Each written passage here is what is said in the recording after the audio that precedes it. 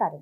Welcome to Suman TV. నేను గీతాంజలి. ప్రస్తుతం మనతో పాటు కామాఖ్య అమృత శోధన సంస్థ వ్యవస్థాపకురాలు, శ్రీ విద్యా ఉపాసకురాలు వేణుశ్యామ అమ్మ ఉన్నారు. వారితో మాట్లాడదాం.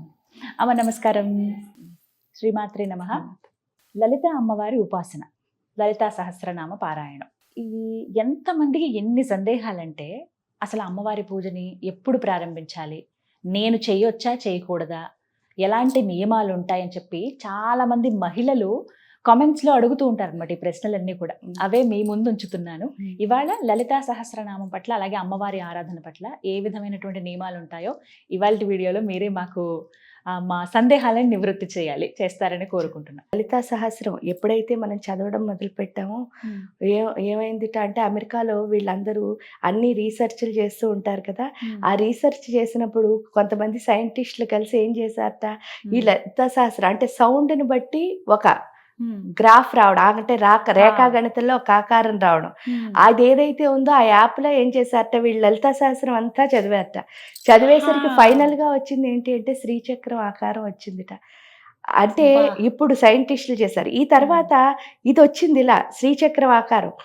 ఎప్పుడైనా సరే జాయింట్లన్నీ కలిసిన వాటిని కలిపితే ఆ పదార్థం ఏమిటో చెప్పి యాప్ ఒకటి ఉందిట.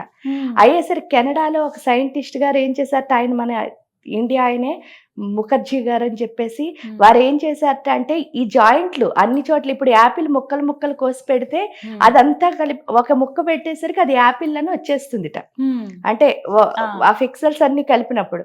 అలాగే శ్రీచక్రం మధ్యలో కూడా అన్ని ట్రయాంగిల్స్ ఇంటర్సెక్షన్స్ ఉంటాయి. మీరు చూస్తే ఒకదానికి ఒకటి కలిసి ఉంటుంది. ఆ 9 కోణాలు కలిసి ఉన్నాయి కదా. ఈ కలిసి ఉన్న వాటిని పెడితే ఏమొస్తుందో అని చూస్తే, కలిసి ఉన్న వాటిని ఆ లోపల పెట్టేసరికి ఏమొచ్చిందిట, బాణము, పాసము, అంకుశము, చాపము పెట్టుకుని ఎవరు వచ్చారట, లలితా పరమేశ్వరి కూర్చుని ఉందిట. ఇప్పుడు ఈ సైంటిస్టులందరూ ఈ కంప్యూటర్ యాప్లో చేస్తే తెలుసుకున్న విషయాన్ని మన పూర్వం ఎవరంటే ఋషులు మునులు ఎలా తెలుసుకున్నారు అని అంటే, దీని ద్వారానే, ఆజ్ఞాచక్రం ద్వారానే. అందుకే దాన్ని ఆజ్ఞ. ఎందుకంటే ఈ చక్రంలోకి ఎప్పుడు వస్తారో మీరు చూడండి. ఒక్కొక్కళ్ళు ఏమైనా చెప్పారనుకోండి, వాళ్ళ మాటకు మనం ఏం చెప్పలేకపోతామంటే నో అని చెప్పేటట్టు ఉండదు. అలా అని వాళ్ళు మనం బంధించి కూడా చేయమనరు. జస్ట్ వాళ్ళు చెప్తారంతే. ఎందువల్ల అంటే వాళ్ళు ఇక్కడ పూర్తిగా ఫోకస్గా ఉన్నారనమాట. అక్కడ ఎవరుంటారు అని అంటే, మనకు 3 కళ్ళు ఉన్నాయి చూసారా. ఈ 3 కళ్ళు ఏంటంటే, కుడి కన్ను వచ్చేసరికి శివయ్యది, ఎడం కన్ను వచ్చేసరికి అమ్మవారిది, ఇది వచ్చేసరికి ఎవరిది అంటే లలితా పరమేశ్వరి ఎవరైతే ఉన్నారో. ఇక్కడ కుడి కన్ను ఎడం కన్ను, మళ్ళీ శివయ్య అంటే ఏంటి అంటే భూతకాలం, ఇది భవిష్యత్ కాలం, ఇది మాత్రం వర్తమాన కాలం. వర్తమాన కాలంలో ఎవరుంటారో వాళ్ళు మాత్రమే ఎప్పుడు ఎలా ఉంటారు అంటే, వర్తమాన కాలంలో శివాశక్తులు అర్ధనారీశ్వర తత్వంతో ఉంటారు.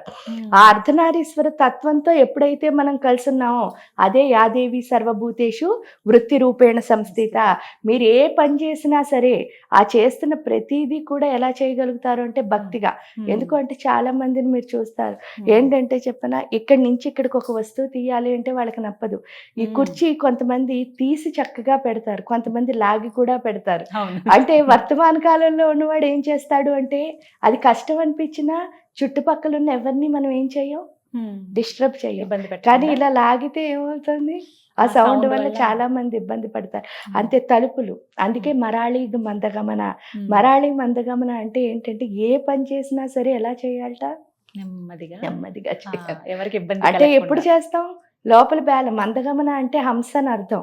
హంసకున్న బ్యాలెన్స్ ఏంటిట అంటే, సముద్రం మీద హంసను వదిలేస్తే, మామూలుగా సముద్రం దగ్గర మనం నుంచున్నాం అనుకోండి, అలలు ఎప్పుడు వస్తున్నాయో మనం ఇటు అటు ఊగుతూ ఉంటాం. కానీ హంస అలా ఊగదుట.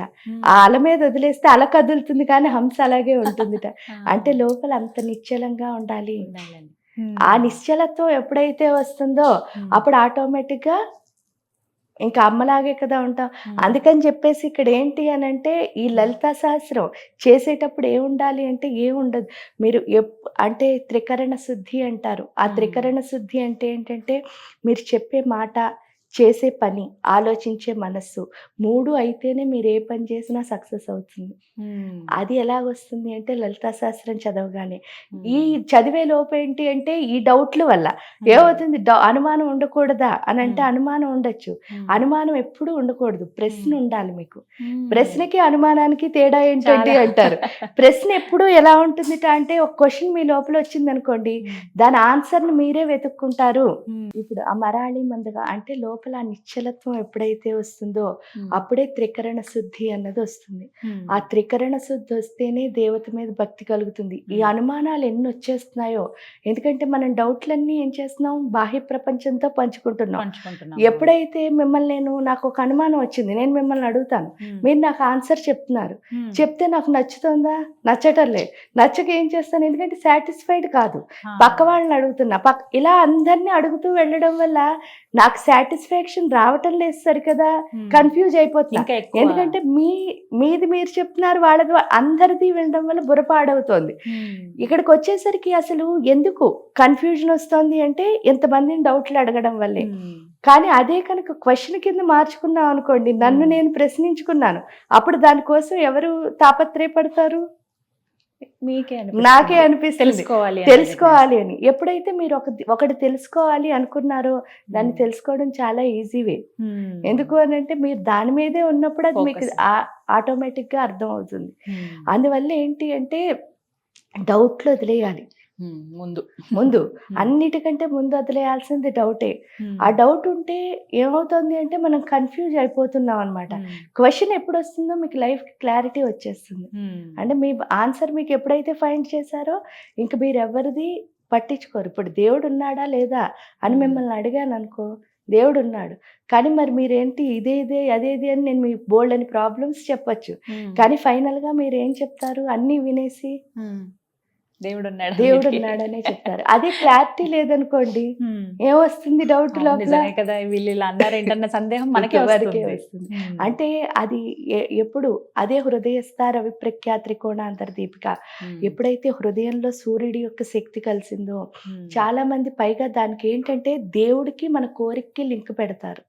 అది ఎంత తప్పు అంటే, సపోజ్ దానికి ఎగ్జాంపుల్స్ ఏం చెప్పను, మీ అమ్మగారు నాన్నగారు ఉన్నారు, మీ అమ్మగారు నాన్నగారు ఉండి వాళ్ళు మిమ్మల్ని స్కూల్లో జాయిన్ చేశారు, స్కూల్కి పుస్తకాలు కొంటారు, చక్కగా మీకు అన్ని అరేంజ్మెంట్స్ చేస్తారు, మీరు బస్సులో వెళ్తే బస్సు, ఆటోలో వెళ్తే ఆటో, లేదా మీరే దింపండి అంటే వాళ్ళే దింపుతారు, తీసుకొస్తారు, అన్నీ చేస్తున్నారు తల్లి తండ్రి. కానీ స్కూల్లో చదవాల్సింది ఎవరు? నేనే. టీచర్ చెప్పింది వినాల్సింది ఎవరు? నేనే. మరి అలాంటప్పుడు అవి రెండు నేనే చేయాలని నాకు క్లియర్ గా తెలుస్తున్నప్పుడు దేవుడికి పూజ చేసి నా కోరిక తీరితే నువ్వు ఉన్నావని, తీరకపోతే నువ్వు లేవు అనడం తప్పే కదా. ఎందువల్ల అంటే దేవుడికి పూజ చేయడం వల్ల నాకేమొస్తుంది అంటే స్టాండింగ్ ఎనర్జీ అన్నది వస్తుంది. ఆ శక్తితో నేనేం చేయాలి, నాకు కావాల్సిన కోరికలు నేనే సాధించుకోవాలి. ఇప్పుడు మీరు డాక్టర్ అవుతానంటే మీ నాన్నగారు అవరు కదా, మీరు ఇంజనీర్ అవుతానంటే మీ నాన్నగారు అవరు కదా, మీరే అవ్వాలి కదా. అలాగే నేనేం కోరుకున్నానో అది సాధించుకోవాలంటే నేనే చెయ్యాలి. నాకు శక్తి ఎవరు ఇస్తున్నారు? అమ్మవారు ఇస్తుంది. క్రియ మాత్రం మన ద్వారానే ఇవ్వాలి. అది అర్థం చేసుకున్నామా ఇంకెప్పుడు దేవుణ్ణి మనం ఏం చెయ్యం, నిందించము. ఆ నిందించకుండా ఉంటే చాలు, మంచిగా ఎదుగుతాం. ఈ విధంగా అమ్మవారిని పూజన చేయాలంట. అమ్మ, మరి ఇంకొక సందేహం ఏంటంటే, ఇప్పుడు పారాయణం ప్రారంభిస్తున్నాం అని చెప్పి కొంతమంది 9 రోజులు, 11 రోజులు, 21 రోజులు ఇలా నియమంగా పెట్టుకుంటున్నారు. అలా పారాయణ చేయొచ్చా? కేవలం ఒక్కరోజు చేసినా కూడా అది పారాయణం కిందకే వస్తుందా? ఒక్కరోజు చేసిన పారాయణే. కానీ ఏంటంటే ఈ పారాయణలు ఇన్ని రోజులు అన్ని రోజులు అని ఎందుకు పెట్టారు అంటే, ఇప్పుడు సపోజ్ మనం ఏం చేసినా సరే 41 రోజులు చేయాలి అని, ఏం చేసినా సరే 21 రోజులు, 21, 41 ఎందుకు చెప్పారు అని అంటే, మనకి ఏదైనా ఒక పని చేస్తున్నాం అనుకోండి, ఆ పని రోజు కంటిన్యూగా అలవాటు అయింది అనుకో, ఆ తర్వాత ఇంకా మనం ఏం చేయలేం, ఇంకా మానలేం, దాన్ని కంటిన్యూ చేస్తూ వెళ్తాం. అందులో ఈ లలితా సహస్రం కానీ ఏవైనా చదువుతున్నాం అనుకో, స్లోగా మన గుండెల్లో హ్యాపీనెస్ అన్నది వస్తుంది, ఎంత లేదన్నా ప్రశాంతత వస్తుంది. ఆ ప్రశాంతత ఎప్పుడైతే వచ్చిందో, ఇంతకు ముందు కంటే కొంచెం బాగుంది కదా, దాన్ని కంటిన్యూ చేయాలి అనిపిస్తుంది. ఆ స్థితి ఏదైతే ఉందో అది క్రియేట్ చేయడానికి డేస్ పెట్టారు తప్ప, అసలు ఒకసారి మొదలెడితే లైఫ్ లాంగ్ చేయాల్సినవే అవి. కొంచెం నియమాలు పెట్టుకుంటారమ్మా, మంగళవారం చదవటం, శుక్రవారం చదవటం, పౌర్ణమి లేకుంటే అమావాస్య, ఇలా ఏమైనా పండగలు వచ్చినప్పుడు ఇలా సందర్భాల్లో చదువుతూ ఉంటారు. ఇది సరైన పద్ధతేనా? సరైన పద్ధతేనా అంటే నిజం చెప్తే ప్రతిరోజు చేయాలి. ఎందుకు అంటే మనం అన్నం తింటున్నాం, పడుకుంటున్నాం, ఆ 2 మారినప్పుడు ఎందువల్ల అని నిత్యం అడుగుతున్నారు. చేసేవి. ఇవి ఎందుకు చేస్తున్నారు అని మీరు అడుగుతారు. ఈ శరీరాన్ని కాపాడుకోవడానికే తిండైనా తింటున్నాం, నిద్ర అయినా పోతున్నాం, అంతే కదా. అవునమ్మా. మరి ఈ శరీరాన్ని కాపాడుకోవడానికే నువ్వు ఇంత ఇంపార్టెన్స్ ఇచ్చినప్పుడు నీ ఆత్మని సంస్కరించుకోవడానికి లేదా నీ ఆత్మశక్తిని పెంచుకోవడానికి ఇంకెంత ఇవ్వాలి. అందువల్ల టైం లేదు అన్నది అసలు ఇక్కడ చెప్పకూడదు. ఎందుకంటే మీరు చేయాలనుకున్న పనికి టైం లేనప్పుడు కూడా మీరు చేసినవి చాలా ఉంటాయి. ఇక్కడ టైమే దేవుడు, అంటే కాలమే దైవ స్వరూపం. ఎందుకంటే మిగతావి ఏవైనా మీరు వదిలేస్తే మళ్ళీ సంపాదించుకోవచ్చు లైఫ్లో ఎప్పుడైనా. ఒక్కసారి టైంని వదిలేస్తే మాత్రం ఇంకెప్పటికీ తిరిగి రాదు. ఆ తిరిగి రాని టైం దేవుడు అయినప్పుడు ఆ టైంని మీరు నిజంగా వాడుకోవాలి అంటే ఆ టైంని ఇష్టమైనట్టు వదిలేసుకుని బాధపడి అయ్యో నేను పొద్దున్న నుంచి ఏం చేయలేదే, ఇది చేద్దాం అనుకున్నాను. చాలా మంది మీరు చూస్తూ ఉంటారు, ఇంత షెడ్యూల్ పెట్టుకున్నానండి ఈ రోజు ఏం చేయలేకపోయాను. అలా ఫీల్ అవ్వకుండా ఉండాలంటే ఫస్ట్ చేయాల్సింది ఏంటంటే దేవుడి పూజ. ఎందుకు చేయాలండి అంటారు, మీ టైంని ఎలా వాడుకోవాలి అన్న క్లారిటీ మీకు అక్కడే వస్తుంది. దానికి తోడు ఏంటి అంటే మీరు రోజు 1 గంట సేపు 2 గంటలో పూజ చేస్తే తప్పేమో అనిపిస్తుంది. మామూలుగా ఉపాసన విధానంలో 2 hours 3 hours చేస్తే అకేషనల్ గా అసలు పూజ చేయకూడదు. రోజు చేసుకో అంటే నేను నవరాత్రుల్లో చేస్తున్నానండి. చాలా మంది మీరు చూస్తే శ్రీ విద్యా ఉపాసకులు కూడా చెప్తారు, నవరాత్రులన్నిటిలో చేస్తాను. నవరాత్రులన్నిటిలో కాదు, ప్రతి రాత్రి నవరాత్రే. ఎందుకు అని అంటే ఎవ్రీడే చేయాలి. ఆ ఎవ్రీడే ఎప్పుడైతే మీరు చేస్తారో అప్పుడే అమ్మవారి యొక్క అసలు అమ్మ అంటే అదే కదా అభ్యాసాతిశయజ్ఞత. అభ్యాసం చేసిన కొద్దీ రోజు రోజుకి కొత్తగా కనిపిస్తుంది.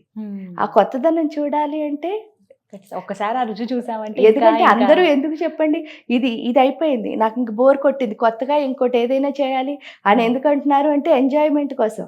కానీ ఇక్కడ ప్రతి క్షణం కొత్తదనమే. అది ఎలా అంటే మీకు విష్ణుమూర్తి అమ్మవారిని పద్మనాభ సహోదరి అంటారు. వాళ్ళిద్దరికీ ఉన్న సేమ్ క్వాలిటీ. పద్మనాభుడు ఏంటి అంటే స్వాదిష్టాన చక్రంలో ఉంటాడు విష్ణువు. స్వాదిష్టాన చక్రం యొక్క లక్షణం ఏంటి అంటే మన శరీరం పాంచభౌతీకరణమైనది. ఇందులో జలతత్వం. జలానుకున్న లక్షణం చూడండి, ఎప్పుడు వాడి వెళ్ళిపోతూ ఉంటుంది, పారుతూ, ఫ్లోయింగ్ ఎనర్జీ. ఆ పారుతూ వెళ్ళడం అంటే ఏంటంటే పాతి ముందుకు వెళ్ళిపోతుంది, మళ్ళీ కొత్తగా వస్తుంది, పాతి అంటే అర్థం ఏమిటి అంటే నువ్వు ఎప్పుడైతే, అందుకే దాన్ని స్వ అధిష్టానము, ఆవిడ సొంతంగా కూర్చున్న ప్లేసు, దాన్ని కనుక మనం ఓపెన్ చేసాం అనుకోండి, అది ఎలా ఓపెన్ అవుతుంది అంటే మీకే చెప్పారు, మంత్రిణ్యంబా విరచిత విషంగా వదితోషిత. విషంగా అంటే ఏంటి, వాడు ఎవరో రాక్షసుడు అనుకుంటున్నాం, విషమైన అంగము కలవాడు అని. విషమైన అంగం అంటే ఏంటి, ఆ స్వాదిష్టాన చక్రం దగ్గర ఎప్పుడు కామంతో కూడిన శక్తే ఉంటుందిట. దాన్ని ఎలా మార్చుకోవాలి అంటే ప్రేమపూరితమైన శక్తి కింద. ఎవరు మాతంగా అంటే అదే అర్థం కదా, మనలో ఉన్న కామాన్ని తీసేసి ప్రేమను అక్కడ ప్రవేశపెడుతుంది. ఎప్పుడైతే పెట్టిందో శరీరం అంతటికీ అక్కడి నుంచే ఎనర్జీ వస్తుంది. అప్పుడు అది ప్రేమ తత్వం అయినప్పుడు ఏమవుతుంది, మనం ఎవరి కింద మారుతున్నాం, అమ్మ కింద మారుతున్నాం. ఎప్పుడైతే అమ్మ కింద మారామో మనం అనుకున్నవన్నీ ఏదైనా సరే మంచిగా. ఈ టైం ఫ్రేమ్ వాళ్ళు చెప్పింది ఎందుకు అంటే మనకు అలవాటు చేయడానికి. కానీ మనం ప్రతిరోజు సాధన చేయాలి, చేస్తేనే ఆత్మశక్తి అన్నది పెరుగుతుంది. మన ఆత్మశక్తి పెరగకుండా మనం దేన్ని ఎందుకంటే మిమ్మల్ని ఎవరైనా అడుగుతారు ఎప్పుడైనా మీరు చూస్తే, ఏంటంటే ఆత్మస్థైర్యం చాలా ఎక్కువ అండి అంటారు మీరు ఏదైనా ఒక పని చేసిరాగా.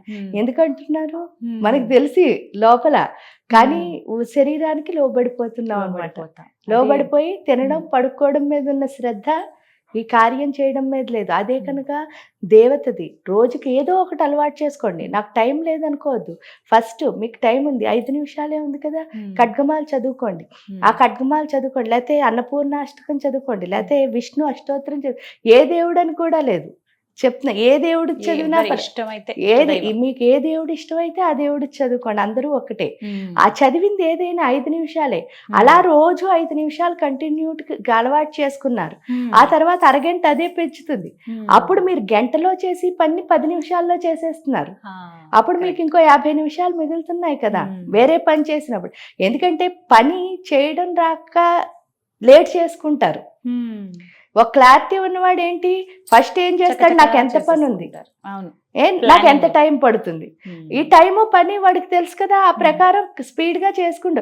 ఒకవేళ మధ్యలోకి వెళ్ళిన తర్వాత కొన్ని పనులు ఏంటంటే అన్ని సాఫీగా అయిపోవు, మధ్యలోకి వెళ్ళాక ఏదో ప్రాబ్లం వస్తుంది ఒక పనిలో. ప్రాబ్లం వచ్చినప్పుడు అప్పుడు నేను ఇంకోటి ఏం చేయాలి అన్న మెథడ్ ఏదైతే ఉందో అది స్పీడ్ గా పనిచేస్తుంది. ఎప్పుడు దేవత లోపలికి వచ్చినప్పుడు. అదే బండాసురుడు ఉన్నంతసేపు ఏమవుతుంది, బండాసురుడు అంటే అర్థం ఏమిటి, మన బుర్రలో ఉన్న మందబుద్ధే. అంతేనా?